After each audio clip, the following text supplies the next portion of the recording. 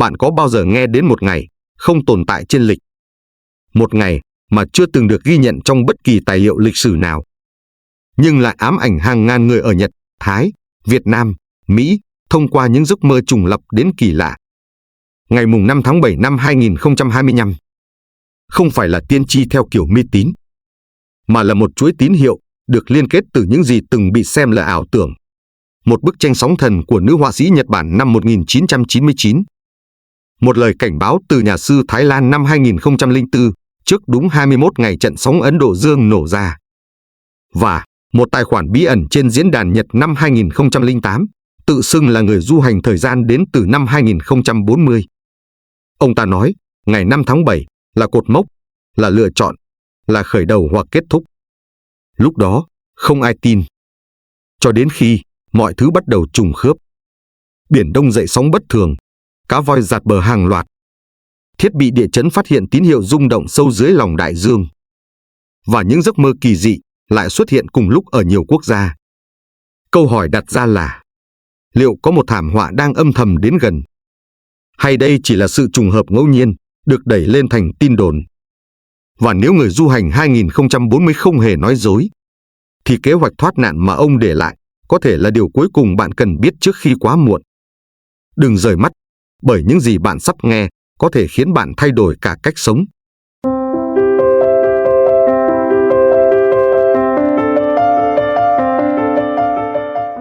Ngày xưa, vào một buổi sáng tháng 4 năm 2008, tại thành phố Yokohama còn mù sương vì mùa xuân mới sang, một người đàn ông trung niên tên là Mr.23 bước ra khỏi căn hộ nhỏ cạnh ga Hinodecho. Ông là một nhân viên văn phòng bình thường, sống một cuộc đời không có gì đáng kể, ngoài một thói quen kỳ quặc là đọc các bài viết kỳ bí trên diễn đàn Chu Channel mỗi tối trước khi ngủ. Cũng như bao ngày khác, ông bước xuống tiệm ramen quen thuộc, gọi tô mì tonkotsu và ngồi đối diện cửa sổ, vừa ăn vừa ngẫm nghĩ về một email lạ mình vừa nhận đêm qua.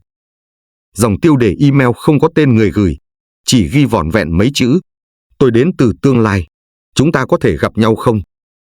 Ông cười nhạt, nghĩ là trò đùa, nhưng không hiểu vì sao, tim ông đập chệch nhịp một nhịp, như thể ông đã từng gặp người đó trong một kiếp nào khác, một ký ức mơ hồ không thể gọi tên, và ông đã trả lời. Họ hẹn nhau ở một quán ăn sashimi nhỏ, khuất trong một con hẻm ở Minato Mirai, 6 giờ tối. Khi Mr.23 bước vào, ông thấy một người đàn ông trẻ hơn mình đang ngồi ở bàn cuối. Anh ta ăn mặc giản dị, không có gì nổi bật, nhưng ánh mắt như nhìn xuyên vào tâm khảm. Người ấy mỉm cười, gật đầu chào.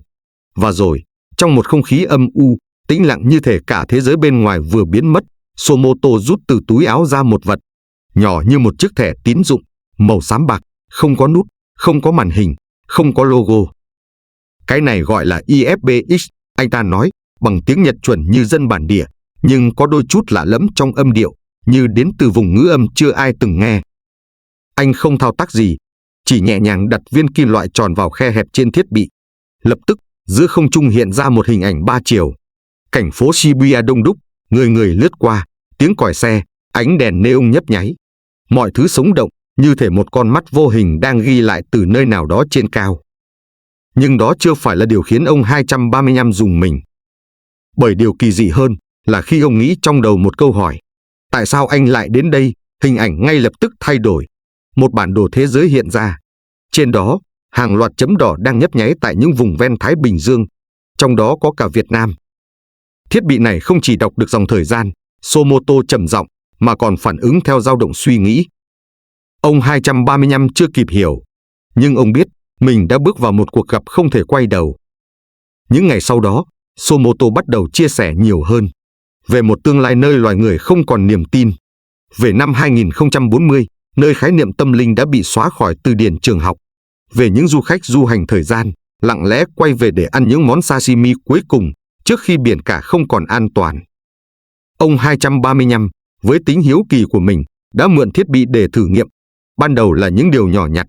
Nếu ông rời nhà lúc 7 giờ 15 phút sáng, thì khả năng gặp tắc đường là bao nhiêu %? IFBX hiển thị 3 kịch bản. 1. Bị chặn ở ngã tư. 2. Gặp tai nạn nhẹ. 3. Đi suôn sẻ. Tỷ lệ phần trăm hiện rõ, như đang chơi cờ với định mệnh. Ngày đầu tiên, ông chọn phương án có tỷ lệ thành công cao nhất. Mọi thứ suôn sẻ đến khó tin. ngày thứ hai cũng vậy. Nhưng đến ngày thứ ba, ông bắt đầu gặp sự cố. Dù thiết bị nói khả năng không gặp ai là 98%, thì khi ông vừa rẽ qua hẻm, một người giao hàng bất ngờ lao ra. Khi ông chọn giờ xuất phát khác, IFBX vẫn khẳng định mọi thứ ổn. Nhưng lần này lại là một bà cụ dắt chó chặn đường. Dù thay đổi cách nào, ông vẫn không thể né được những thứ bất ngờ. Như thể có ai đó đang chỉnh lại kịch bản ngay sau mỗi lần ông quyết định. Và đây là lúc mọi thứ chuyển từ kỳ thú sang lạnh gáy. Ông đem chuyện kể cho Somoto. Người đàn ông ấy trầm ngâm hồi lâu. Rồi anh chỉ nói một câu. Vũ trụ có một cơ chế tự sửa lỗi. Nếu anh là người duy nhất muốn thay đổi, anh sẽ bị hệ thống loại bỏ như một phản vật thể. Giống như bạn đang ở trong một giấc mộng, và mỗi lần bạn cố thức dậy, giấc mộng lại tạo ra một lớp mới để giữ bạn ngủ tiếp. Ông 235 là người. Đây không còn là trò đùa. Đây là sự thật có thể khiến bất kỳ ai suy sụp. Và ông bắt đầu nghĩ đến lời Phật từng dạy. Muốn biết nhân đời trước, hãy xem quả đời này. Muốn biết quả đời sau, hãy xem nhân đời này. Nếu mọi thứ vận hành theo một chuỗi nhân quả, thì thiết bị IFBX chẳng phải là công cụ để thay đổi tương lai, mà chỉ là chiếc gương soi chiếu quả báo chưa đến. Nhưng có một điều mà Somoto chưa từng nói với ai. Là vì sao, trong hàng tỷ người, anh lại chọn gặp ông 235? Và vì sao, anh lại xuất hiện đúng ngày 5 tháng 7? Ngày ấy, vốn dĩ chưa bao giờ tồn tại trong bất kỳ tấm lịch nào.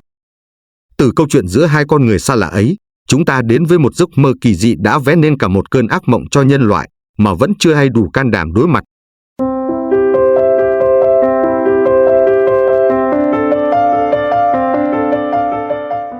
Một cô gái nhỏ, tóc cắt ngắn đến gò má, luôn mặc áo sơ mi trắng và ngồi lặng lẽ vẽ trong căn phòng chật chội ở tầng 3 một khu nhà cũ tại Kawasaki. Căn phòng của cô chỉ có một khung cửa sổ nhỏ nhìn ra đường ray xe điện, nơi tàu Shinkansen rít qua như dao cứa vào thời gian. Cô sống một mình, không mạng xã hội, không smartphone, không ai biết bố mẹ cô là ai. Họa sĩ manga vô danh, người ta gọi cô như thế. Và rồi, vào năm 1999, một tập truyện mỏng tự xuất bản mang tên Watashi wa Amiai Omita, nghĩa là tôi đã nhìn thấy tương lai, được phát tại một hội chợ manga ở Ikebukuro. Không ai chú ý, bìa truyện không bắt mắt, nét vẽ còn vụng. Nhưng ẩn trong những trang trắng đen ấy là một cảnh tượng mà, 12 năm sau, cả nước Nhật bàng hoàng nhận ra. Cô đã vẽ trước trận sóng thần 2011 một cách kinh hoàng. Trong truyện, một cậu bé mơ thấy biển rút đi đột ngột, mặt đất rung lên, và từ phía chân trời, một bức tường nước đen ngòm tràn vào thành phố. Người mẹ của cậu bé chỉ kịp kêu tên con một lần, rồi biến mất giữa dòng nước. Trang cuối cùng, chỉ có dòng chữ run rẩy. Đó là ngày mọi thứ bắt đầu lại, nhưng không có em. Không ai biết vì sao cô vẽ cảnh đó. Khi thảm họa 11 tháng 3 năm 2011 xảy ra tại Tehoku, cuốn manga ấy bất ngờ bị lùng sục trở lại. Các nhà sưu tầm đào bới từng gian hàng cũ, từng chợ sách cũ ở Tokyo. Tên cô, Tatsuki Ryo, xuất hiện trên báo. Nhưng khi người ta tìm đến căn phòng nhỏ ngày xưa, cô đã biến mất. Mãi đến năm 2021, một người đàn ông ở Osaka nhận được bưu phẩm kỳ lạ. Bên trong là một bản phác thảo màu nước, vẽ cảnh một vết nứt khổng lồ giữa Thái Bình Dương. Một vệt đỏ chạy dọc từ rãnh Mariana đến vùng biển sát bờ Philippines. Gần rìa bản đồ, một dòng chữ nhỏ bị gạch xóa, chỉ đọc được hai từ cuối, 5/7. Chính xác là ngày 5 tháng 7, nhưng không có năm. Lúc đó, ông ấy nghĩ là trò đùa, cho đến khi, vào năm 2023, cơ quan khảo sát địa chất Nhật Bản công bố phát hiện những hoạt động địa chấn bất thường tại rãnh Nankai và đới đứt gãy Philippines. Sóng ngầm đo được tăng gần gấp 3 lần so với cùng kỳ năm trước. Không ai giải thích được lý do. Nhưng đó mới chỉ là khởi điểm của ngọn núi. Đỉnh điểm là khi một nhóm nghiên cứu quốc tế tại Đại học Kyoto sử dụng dữ liệu vệ tinh để dựng bản đồ trượt mảng dưới đáy Thái Bình Dương. Họ phát hiện một khu vực nén năng lượng dài hơn 1.500 km, nối liền các điểm nóng địa chất từ Biển Đông đến phía Nam Nhật Bản. Vùng này chưa từng xả ra trận động đất lớn nào trong hơn 300 năm. Điều đó có nghĩa năng lượng đang bị giữ lại, tích tụ. Và một khi vỡ ra, nó không còn là trận động đất, mà là một đợt gãy mảng kiểu domino. Và nếu điều đó xảy ra, khu vực đầu tiên bị ảnh hưởng chính là Biển Đông. Rồi sau đó, sóng thần sẽ đánh vào Okinawa, Kyushu và xóa tên một phần Nhật Bản khỏi bản đồ. Trong bản vẽ phác thảo của Tatsuki, điều kỳ lạ là không có hình ảnh người. Không một ai. Chỉ có những tòa nhà gãy đổ, những vết nứt chạy dài như rạch trên da người sống, và một bóng đen hình người đứng giữa bản đồ, không gương mặt, không bóng đồ. Nhiều chuyên gia tâm lý phân tích đó là biểu hiện của rối loạn lo âu hoặc ám ảnh hậu chấn tâm lý. Nhưng một số người khác, đặc biệt là những nhà nghiên cứu về trường thông tin toàn thức, lại cho rằng Tatsuki có thể là người tiếp cận được tầng sóng theta của ý thức tập thể nhân loại. Một dạng tiềm thức, nơi tương lai chưa xảy ra nhưng đã phát tín hiệu trở lại. Câu hỏi đặt ra là, tại sao lại là cô? Một người không nổi tiếng, sống lặng lẽ, không ai biết cha mẹ là ai, không xuất hiện trước truyền thông. Có phải vì tâm cô đủ tịnh, vì sự cô độc tột cùng giúp cô trở thành bề mặt phẳng để vũ trụ soi bóng? Phật từng dạy, tâm tịnh thì cảnh tịnh, tâm loạn thì cảnh loạn. Khi một tâm trí hoàn toàn lặng yên, thì có thể nghe được những âm thanh không ai khác nghe được. Và bạn biết không, trong giấc mơ ấy, có một chi tiết bị cắt khỏi bản in. Một câu thoại nhỏ, được ghi bằng bút chì ở lề trang sau cùng. Người ta chỉ đọc được một đoạn. Nếu em không tỉnh dậy kịp lúc, thế giới này sẽ bị rẽ theo hướng khác. Hãy nhớ, ngày đó không phải là ngày kết thúc, mà là ngày bắt đầu lại từ bóng tối. Nhưng có một điều ít ai biết là bản gốc bức vẽ ấy đã bị xóa khỏi Internet chỉ sau vài giờ được đăng tải trên một diễn đàn kín. Và địa chỉ IP cuối cùng truy cập file ấy đến từ một hầm dữ liệu ở Na Uy, nơi lưu trữ ngân hàng hạt giống của thế giới. Từ câu chuyện về người họa sĩ ẩn danh và những vết nứt dưới đáy đại dương, chúng ta đến với một hiện tượng khác, nơi những giấc mơ không còn là ảo ảnh, mà trở thành cơn sóng đầu tiên của sự thức tỉnh tập thể.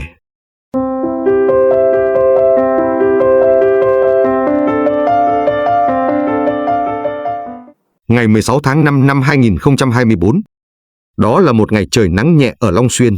Không có cơn bão nào, không có biến động chính trị, không có tin tức chấn động. Nhưng một điều kỳ lạ đã diễn ra trên khắp thế giới cùng một lúc. Và điều đó bắt đầu từ những tín hiệu vô hình. Hàng ngàn người tại nhiều quốc gia, từ châu Âu đến Đông Nam Á, từ Tokyo đến Cần Thơ, đều ghi nhận cùng một triệu chứng.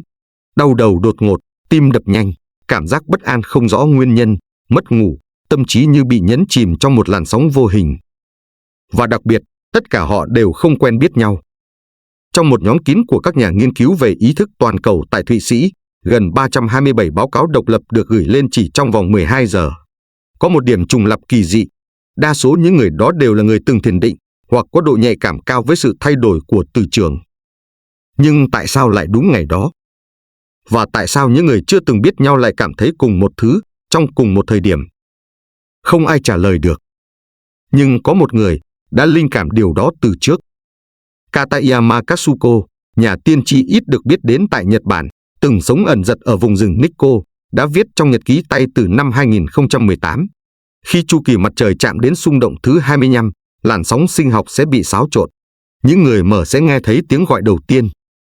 Và thật trùng hợp, chu kỳ mặt trời số 25, bắt đầu từ tháng 12 năm 2019, đã chính thức bước vào giai đoạn siêu cực đại vào tháng 5 năm 2024, chính là tháng ấy. Đây không phải là lời tiên tri theo nghĩa mê tín. Cơ quan khí quyển và đại dương Hoa Kỳ, NOAA, đã cảnh báo từ cuối năm 2023. Các vết đen mặt trời đang tăng nhanh hơn dự đoán, khiến nguy cơ bão từ cấp G5, mức cao nhất, có thể xảy ra trong vòng 18 tháng tới. Và nếu điều đó xảy ra vào đúng đỉnh điểm giữa năm 2025, tức là vào khoảng tháng 7, thì toàn bộ hệ thống vệ tinh viễn thông, GPS, Internet, thậm chí là lưới điện quốc gia tại nhiều nước có thể bị sập trong vài phút. Nghe có vẻ viễn tưởng, nhưng không. Bởi nó đã từng xảy ra rồi. Vào năm 1859, tại Anh Quốc, một hiện tượng khủng khiếp mang tên Carrington Event đã khiến đường dây điện tín bốc cháy, các máy điện báo ghi âm tín hiệu, dù không cắm điện. Trên bầu trời ban ngày, người ta nhìn thấy cực quang nhảy múa tại Havana, Cuba, nơi chưa từng có tuyết. Và lúc đó, thế giới chưa có điện thoại, chưa có Internet. Còn nếu điều ấy xảy ra bây giờ, mọi thiết bị chúng ta đang phụ thuộc mỗi ngày, từ điện thoại, bản đồ, máy bay cho đến ngân hàng điện tử, sẽ bị tắt ngúm chỉ sau 8 phút. Nhưng đó mới là phần dễ thấy. Còn thứ khó nhìn thấy lại đang tác động trực tiếp đến bên trong tâm trí con người. Vì sóng điện tử không chỉ làm rung máy móc, nó rung cả tần số não. Một câu hỏi được đặt ra, phải chăng những người nhạy cảm đang là chiếc anten sinh học sớm nhất, cảm ứng được sự biến đổi từ trường vũ trụ trước khi phần còn lại của thế giới nhận ra điều đó? Ở Long Xuyên, một người phụ nữ tên là Diễm, 42 tuổi, sống bằng nghề làm bánh tráng mè, là một trong những anten ấy. Bà không biết Katsuko là ai. Bà cũng chưa từng xem tiên tri hay đọc sách về chu kỳ mặt trời. Nhưng kể từ đầu tháng 6, bà liên tục mất ngủ, tim đập loạn, cơ thể run rẩy không rõ nguyên do. Và đặc biệt, bà kể lại một giấc mơ lặp đi lặp lại. Biển, rất nhiều biển, sóng cao, trắng xóa. Và trong sóng ấy, bà nghe thấy tiếng trẻ con khóc. Điều kỳ lạ là bà sống cách biển hơn 60 km. Bà không có con nhỏ, và bà chưa từng ra nước ngoài. Nhưng giấc mơ ấy cứ đến mỗi đêm trăng. Khi được hỏi, bà chỉ khẽ thở dài. Tôi không biết điều gì sắp xảy ra, nhưng tôi cảm thấy nó đang đến gần. Và nếu hàng ngàn người như bà đều cảm thấy điều đó, liệu đây chỉ là trùng hợp hay là sự đồng thanh của một tầng ý thức khác, tầng mà chúng ta vẫn chưa hiểu hết? Đức Phật từng nói, tâm dẫn đầu các pháp, tâm là chủ, tâm tạo. Vũ trụ rung động thế nào thì tâm con người cũng dao động như thế. Nếu mặt trời là trái tim của hệ mặt trời, thì địa cầu là phổi và con người là từng tế bào. Khi tim đập nhanh bất thường, toàn thân sẽ nhận ra đầu tiên không phải bằng lý trí, mà bằng linh cảm. Và nếu tất cả những cảm ứng ấy là có thật, thì chúng ta còn bao nhiêu thời gian? Từ sự cộng hưởng âm thầm giữa ánh sáng mặt trời và sự rung động của trái tim người sống, một điều khác thường đã diễn ra. Nhưng điều kỳ lạ hơn là vào đúng ngày 5 tháng 7 năm 2008, một mảnh ghép cuối cùng đã xuất hiện.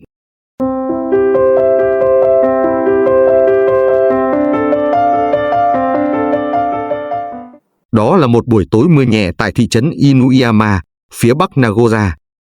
Trên một diễn đàn nhỏ tên Chu Channel, ẩn mình trong số hàng ngàn trang web bình thường khác, có một bài đăng lặng lẽ được tạo ra lúc 23 giờ 3 phút. Người đăng tự xưng là Somoto, không có hình ảnh, không có liên kết, không có quảng bá. Chỉ là những dòng chữ đơn sơ, được gõ từ một quán net công cộng, và rồi, hắn biến mất. Không một lời tạm biệt. Nhưng 347 người đọc bài viết đó đã không bao giờ quên được.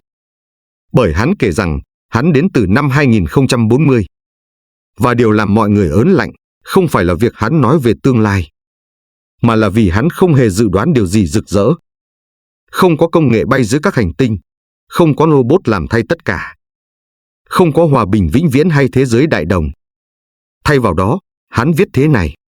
Năm 2040, thế giới vẫn tồn tại, nhưng tâm linh đã biến mất. Con người vẫn còn sống, nhưng đã ngừng cảm nhận. Họ không còn mơ, không còn cầu nguyện, không còn tin vào bất kỳ điều gì ngoài số liệu và thuật toán. Họ không còn nghe được tiếng chim vào buổi sáng, không còn nhớ mùi nắng sau cơn mưa. Tôi đến đây vì tôi là một kẻ đào thoát. Những dòng chữ đó, đến hôm nay vẫn còn được lưu trên một bản chụp màn hình cũ, loang lổ như vết dầu loang trên giấy ố vàng. Và nếu chỉ là một trò lừa, thì tại sao hắn lại không để lại bất kỳ liên hệ nào? Tại sao hắn không kêu gọi follow hay xin ủng hộ? Tại sao, đúng đêm đó, hàng loạt sóng điện tử ngắn lại được ghi nhận bởi một trạm nghiên cứu ở Osaka, rồi biến mất mà không ai giải thích được? Có lẽ câu trả lời nằm trong chi tiết mà nhiều người đã bỏ qua. Somoto không chỉ nói rằng mình đến từ tương lai. Hắn còn nói, hắn dùng một thiết bị tên là IFBX, một loại dao động lập thể sinh học, có khả năng điều chỉnh tần số ý thức để đi ngược vào vùng giao thoa giữa không gian và thời gian. Nghe như trong phim viễn tưởng, có thể. Nhưng nếu bạn từng nghe đến lý thuyết Collapse of Wave Function, tức là trạng thái sóng chỉ sụp đổ thành hiện thực khi có người quan sát, thì bạn sẽ hiểu. Thời gian không hẳn là tuyến tính, mà nó là lựa chọn.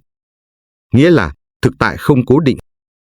Mỗi quyết định, mỗi dao động tâm thức, mỗi niềm tin đều có thể mở ra một nhánh thời gian mới.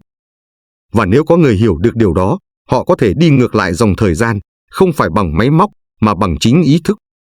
Somoto nói, tôi không đi qua thời gian như tàu đi qua ga. Tôi trượt vào một chiều song song, nơi những hạt khả năng chưa bị chọn. Và điều đáng sợ là, hắn không đến chỉ để quan sát. Hắn đến để cảnh báo. Cảnh báo rằng, vào khoảng giữa năm 2025, một loạt sự kiện sẽ xảy ra.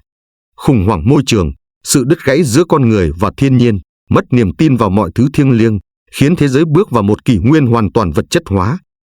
Niềm tin sẽ biến mất trước khi sự sống biến mất, hắn viết. Nghĩa là, loài người có thể sống sót, nhưng không còn lý do để sống. cũng giống như một thân thể còn thở, nhưng linh hồn đã lìa khỏi xác. Khi một người sống mà không còn mơ, thì họ chỉ còn là cỗ máy. Và thế giới năm 2040, theo mô tả của hắn, là một cỗ máy lạnh lùng khổng lồ. Không còn giấc mơ, không còn chuyện cổ tích, không còn nỗi sợ thần linh, không còn lời cầu nguyện lúc hoạn nạn. Chỉ còn dữ liệu, lệnh điều khiển và sự im lặng tuyệt đối. Bạn có từng thấy một thế giới im lặng đến mức bạn không còn nghe được chính mình? Đó là lý do vì sao hắn quay về. Không phải để thay đổi toàn bộ thế giới, mà để thức tỉnh vài người đang còn mở lòng. Hắn viết, tôi biết tôi không thể ngăn cơn thủy triều, nhưng tôi có thể dạy một người biết bơi.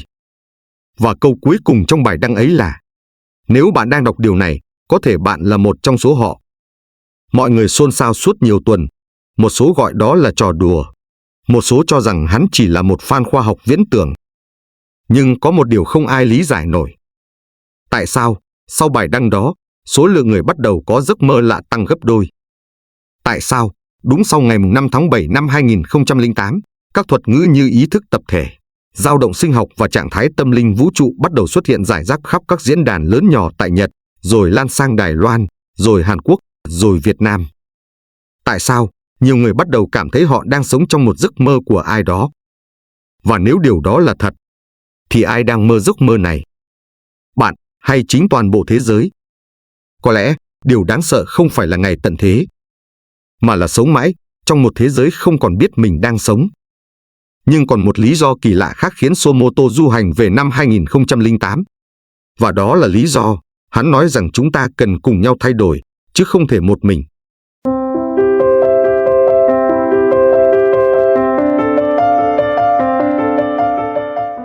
Ban đầu, thiết bị IFBX hoạt động hoàn hảo. Somoto nói rằng chỉ cần điều chỉnh tần số ý thức về đúng nhịp sóng gamma alpha, hắn có thể quan sát các nhánh thời gian như thể đang đọc một quyển sách có sẵn mọi trang. Hắn đã nhìn thấy nhiều kết cục khác nhau. Có kết cục nhân loại bị lụt sạch bởi nước biển tràn vào từ các rãnh sâu Thái Bình Dương. Có nhánh thời gian cho thấy mặt trăng bị đẩy lệch quỹ đạo do va chạm năng lượng từ trường nhân tạo. Có cả một nhánh mà con người tự tan rã vì không còn khả năng kết nối tâm linh. Thế nhưng, đến ngày thứ 3, IFBX bắt đầu nhiễu. Tín hiệu dao động trở nên mờ đục. Các kịch bản thời gian đột nhiên mâu thuẫn. Tại cùng một điểm năm 2032, có nơi chiến tranh, có nơi lại hòa bình. Một lỗi mà theo lý thuyết lẽ ra không thể xảy ra. Và đó là lúc hắn hiểu ra tương lai không còn ổn định. Không phải vì công nghệ sai, mà vì có một nhiễu động đang xảy ra từ chính tầng ý thức tập thể của con người hiện tại. Tưởng như nghịch lý, nhưng lại cực kỳ hợp lý. Bởi vũ trụ không hoạt động như một cuộn phim được tua sẵn, mà nó giống như một mạng lưới phi tập trung, nơi mỗi đơn vị sống là một nút nốt phát tín hiệu đồng thuận. Nếu phần lớn các nốt đồng lòng, dòng thời gian sẽ được ghi đè. Còn nếu các nốt xung đột, tương lai trở nên bất ổn. Không còn bản sao cố định nào để IFBX có thể đọc. Chính vì vậy, Somoto thốt lên trong nhật ký cuối cùng. Nếu chỉ mình tôi thức tỉnh, tôi sẽ bị nghiền nát. Nhưng nếu hàng ngàn người cùng tỉnh thức, thì vũ trụ phải lắng nghe. Và điều này hoàn toàn không mới trong lịch sử nhân loại. Từ thuở xa xưa, các bậc giác ngộ đã hiểu được quy luật này, nhưng họ không gọi nó là dao động lượng tử. Họ gọi nó là chúng sanh đồng nguyện. Trong Phật giáo, khi Đức Phật thành đạo dưới cội Bồ Đề, Ngài không chỉ truyền pháp một mình. Ngài thành lập tăng đoàn, không phải để có người theo, mà để có nhiều tâm thức cùng cộng hưởng, cùng giữ một dòng năng lượng thiền định, từ bi, chánh niệm. Chúng tăng hòa hợp, Phật pháp trường tồn, đó không phải khẩu hiệu, mà là một mật mã của vũ trụ. Bởi một ngọn đèn có thể bị thổi tắt, nhưng hàng ngàn ngọn đèn cùng cháy, có thể thắp sáng cả màn đêm. Người bình thường không cần IFBX, nhưng họ có điều mạnh hơn, niềm tin, lời cầu nguyện và hành động đồng lòng. Tháng 10 năm 2023, tại Quảng Bình, một đợt mưa lịch sử trút xuống suốt 9 ngày đêm, nước dâng nhanh chưa từng có. Người dân kiệt sức, chính quyền rối loạn, điện thoại cảnh báo reo liên tục. Và rồi, một nhóm nhỏ Phật tử tại chùa Phổ Giác bắt đầu tụng kinh Dược Sư, lập đàn cầu nguyện. Chuyện tưởng như mê tín. Thế nhưng, không ai lý giải được vì sao, đúng đêm đó, khi họ vừa kết thúc lễ tụng vào lúc 1 giờ 12 phút sáng, thì mưa ngưng đột ngột. Không tan dần, mà là ngưng như thể ai đó bấm tắt công tắc. Cục khí tượng không lý giải nổi. không có áp thấp, không có bức xạ mặt trời, chỉ là một sự cố thời tiết bất định. Nhưng người trong làng thì biết. Họ nói rằng trời nghe tiếng người, khi người không còn oán, trời không còn giận. Khoa học có thể không công nhận, nhưng cảm ứng là có thật. Không phải vì phép màu, mà vì tâm thức tập thể đủ mạnh, có thể thay đổi cả sóng rung của không khí. Giống như âm thanh cộng hưởng, một người hát nhỏ thì chỉ vang một góc, nhưng 1000 người cùng hát có thể khiến đất trời chấn động. Vậy nên, khi IFBX bắt đầu sai, đó không phải lỗi của công nghệ. Đó là dấu hiệu rằng tương lai đang được viết lại ngay trong hiện tại. Và điều đó tùy thuộc vào việc chúng ta có dám thức tỉnh không. Nhưng ánh sáng không chỉ đến từ lời cầu nguyện, mà còn từ hành động. Có những người chỉ tụng niệm, nhưng vẫn tiếp tục hại người, làm ác, gieo độc. Có những người không tụng niệm, nhưng sống tử tế, chăm sóc mẹ già, giúp đỡ trẻ nhỏ, không bỏ rơi ai trong cơn hoạn nạn. Và chính những hành động ấy mới là năng lượng thật sự mà vũ trụ cảm ứng. Giống như trong blockchain, nếu chỉ vài nốt gửi thông tin tốt, còn đa số vẫn độc hại, thì hệ thống sẽ ghi nhận sự thật cũ. Chỉ khi đa số nốt đồng lòng, dữ liệu mới được viết lại. Vũ trụ cũng vậy. Không cần tất cả phải là thánh nhân. Chỉ cần đủ người sống tử tế, đủ người không bỏ mặc thế giới này, đủ người dám nhìn vào tương lai mà không run sợ, thì dòng thời gian tận diệt sẽ bị ghi đè bằng một kịch bản mới. Không ai biết chắc điều gì đang đến vào tháng 7. Có thể chẳng có gì. Cũng có thể, đó là ngày kiểm tra cuối cùng, nơi nhân loại phải chọn giữa hai ngã rẽ. Và nếu vậy, thì điều chúng ta nên làm không phải là trốn chạy, mà là chuẩn bị. Chuẩn bị tâm, chuẩn bị trí, và chuẩn bị cho sự thay đổi mà chính ta cũng không lường trước được.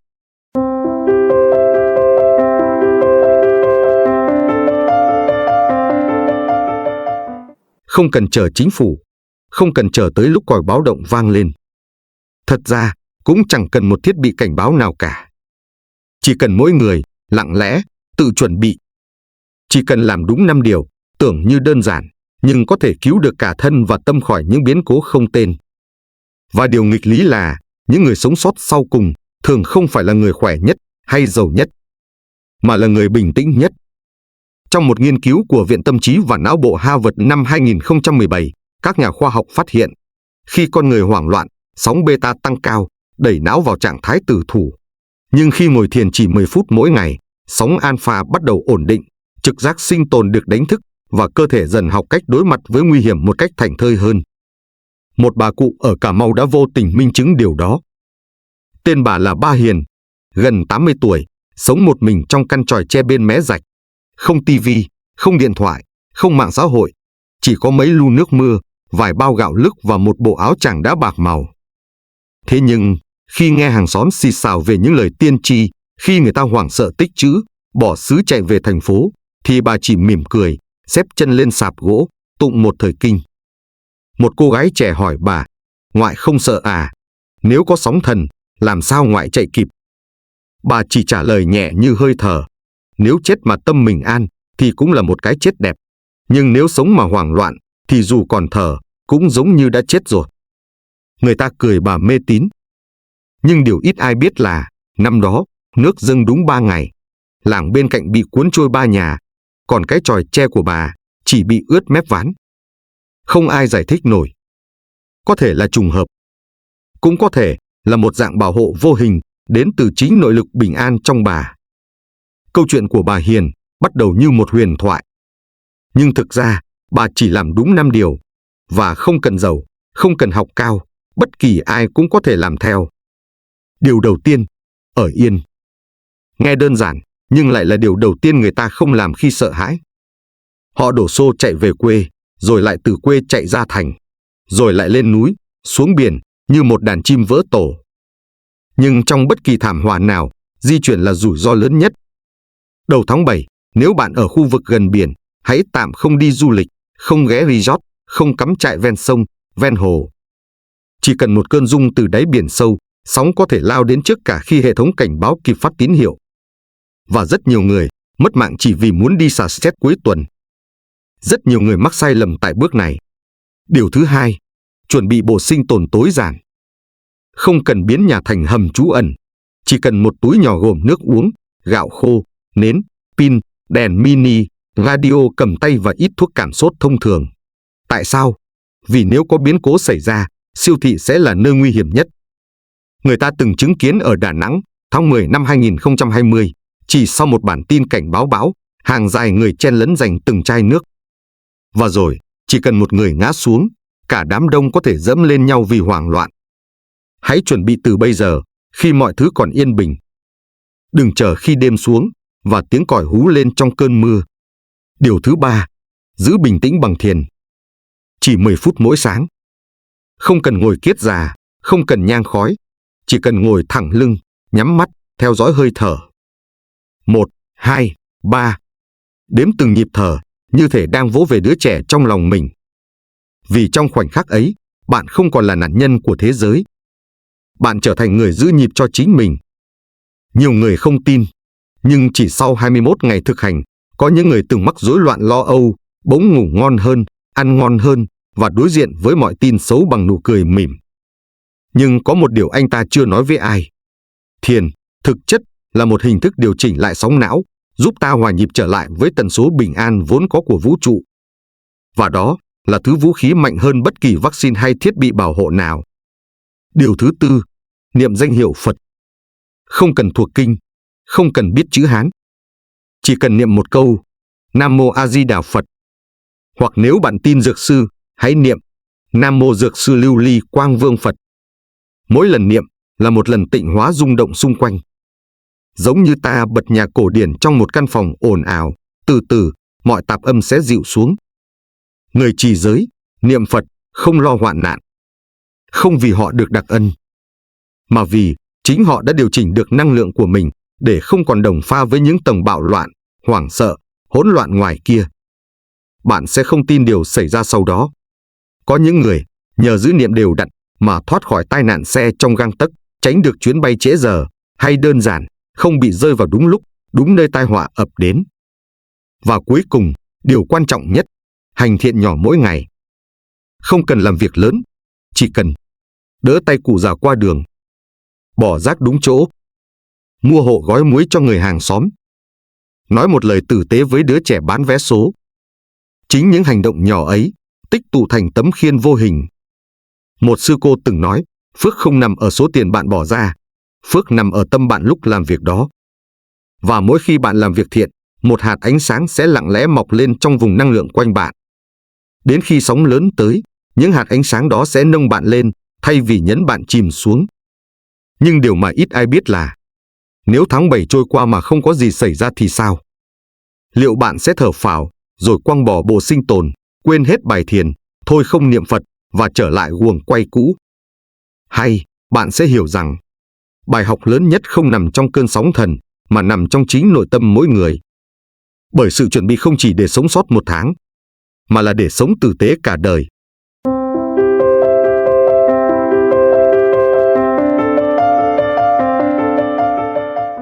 Giả sử, không có gì xảy ra vào ngày 5 tháng 7. Không có tiếng còi báo động, không có sóng lớn tràn bờ, không có sự kiện chấn động như những lời tiên tri đã gợi mở. Chỉ là một ngày bình thường, người ta vẫn đi làm, vẫn uống cà phê sáng, vẫn than phiền vì kẹt xe và hóa đơn điện nước. Thế nhưng, nếu mọi cảnh báo chỉ là giả định, vậy thì chúng ta còn kịp làm gì để cuộc đời không trôi qua một cách uổng phí? Bởi đôi khi, cái đáng sợ không phải là thảm họa đến thật, mà là nó không đến, để rồi ta lại ngủ quên thêm một ngày, và cứ thế, thức dậy 10 năm sau, tự hỏi mình đã sống vì điều gì. Sự thật là, nhiều người sống cả đời mà chưa từng dừng lại để hỏi, mình đang sống thật hay chỉ đang tồn tại? Câu nói ấy, nghe qua tưởng đơn giản, nhưng khi ngồi một mình giữa đêm, nhìn ánh đèn vàng hắt lên bức tường lặng lẽ, nó trở thành nỗi ám ảnh khôn nguôi. Thảm họa không phải là tận thế. Nó chỉ là tấm gương lạnh lùng, để ta soi lại bản thân, để thấy, đôi khi ta đã đi quá xa khỏi lẽ thật, khỏi lòng từ, khỏi sự sống tử tế mà lẽ ra mình đã chọn. Chư pháp như huyễn, như mộng, như ảnh, Kinh Kim Cang đã nói vậy. Mọi thứ ta đang níu giữ, đều như khói sương. Nhưng chỉ có tâm tỉnh, là thứ không bao giờ mất. Cho nên, nếu ngày mai vẫn bình yên, thì đó là một cơ hội vàng để bắt đầu sống lại cho đúng. Sống tỉnh thức hơn, biết ơn hơn, nhẹ nhàng hơn. Biết đâu, bạn sẽ bắt đầu thiền 10 phút mỗi sáng. Hoặc đơn giản, thay vì nổi giận, bạn sẽ mỉm cười. Một nụ cười, một hành động thiện, một ý nghĩ lành. Tất cả sẽ là những hạt mầm gieo xuống, dù không ai thấy, nhưng trái ngọt sẽ đến lúc nào đó bạn không ngờ. Nếu bạn thấy video này là một hạt mầm sáng, hãy gieo nó đi. Gửi cho một người bạn, hoặc để lại một chữ, tỉnh. Không phải để phô trương, mà là để nhắc nhau. Chúng ta đang ở đây, và chúng ta chọn không tiếp tục ngủ mê. Nếu bạn từng thấy mình trong câu chuyện này, hãy comment, tôi cũng vậy. Nếu bạn muốn đồng hành cùng những người đang tỉnh thức, hãy nhấn thích, đăng ký kênh Bí mật Nhân Quả và chia sẻ để lan tỏa tinh hoa triết lý. Bởi vì, người thứ hai mà Somoto gặp trong quá khứ có thể là chính bạn.